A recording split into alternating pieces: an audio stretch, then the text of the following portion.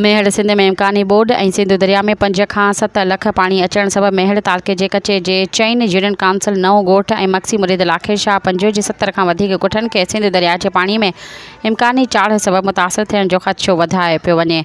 ॻोठाणा पाणी जे ख़ौफ़ सबबि पंहिंजी मदद पाण पंहिंजा घर डाहे पके तरफ़ लॾ पढ़णु शुरू करे छॾिया आहे। कचे जे इलाइक़नि में हज़ारें एकड़नि ते तयारु थियल फसल बोर्ड जे ख़ौफ़ खां इलाइक़े जे ज़मींदार हारी वॾे तादाद में कचो फसल लूणे पके तरफ़ सुकाइण लॻा आहिनि।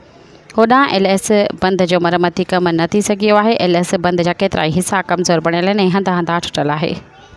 सुप्रे बंद ते असांजी आवाम खे अपील आहे ऐं गवर्नमेंट खे बि अपील आहे। सुप्रे बंद सॼो ख़तमु लॻो पियो आहे। हिन जो ठीको जेके ठेकेदार आहिनि ठेके वारा भॼी आहे पैसा खणी मथां सैलाब ॾसनि था पिया। सरदार खान बि ॻाल्हि कई आहे त रंजन पुर खां पाणी अचे थो पियो ऐं वॾे वज़ीर खे हुन अपील बि कई आहे त बाबा आवाम जो तदारक करिणी न सुभाणे आवाम वीचारी परेशान थी वञे।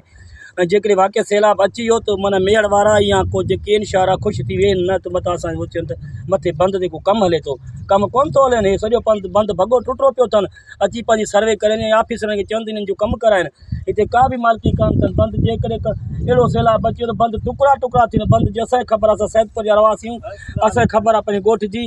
असां सॼो ॾींहुं हिते घुमूं था ॾिसूं था पिया। हिते को बि ऑफिसर अचनि था पंहिंजी माप कयूं हलिया था वञनि। जेके खरबे रुपया जेका बजट आहे उहा पंहिंजे खीसे में ममता चांडियो ठीकु आहे नौशरो फिरोज जो सरदार खान जो ख़ासि माण्हू आहे। पंहिंजी बजट खीसे में विझूं हलिया आहिनि। कंहिं ग़रीब खां कोन था पुछा कनि त भाउ तव्हां कहिड़ी तकलीफ़ में हो तव्हांखे छा ॾियूं कहिड़ियूं सहूलियतूं ॾियूं। असांखे का बि सहूलियत कयो असांखे इहा सहूलियत ॾियो असां बंदि ठाहे ॾियो। महिरबानी कयो जीअं हेॾो जी आवाम बची वञे मेड़ तालुके जी केन शाह जी ऐं असां बि माना पंहिंजे सुख सां वेही बंदनि ते वरी सुकून सां महीनो या 15-20 ॼणा गुज़ारे वरी पंहिंजे ॻोठनि में लही वञूं। किराया महांगा लॻा पिया आहिनि। हींअर ॾिसो केॾो माना ज़ुल्म लॻो पियो आहे।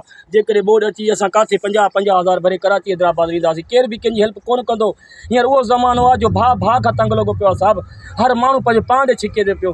महिरबानी करे अवामी न्यूज़ खे असां अपील था कयूं ख़ुदा जे वास्ते असांजी इहे रिपोर्ट मथे चाढ़िजो जीअं असां तदारक कयूं ऐं असांजे बंदनि जो कम जो माना ख़्यालु कयूं। सब्सक्राइब कयो अवामी न्यूज़ HD खे ऐं ताज़ा तरीन ख़बरुनि लाइ ॾिसंदा रहो अवामी न्यूज़ HD।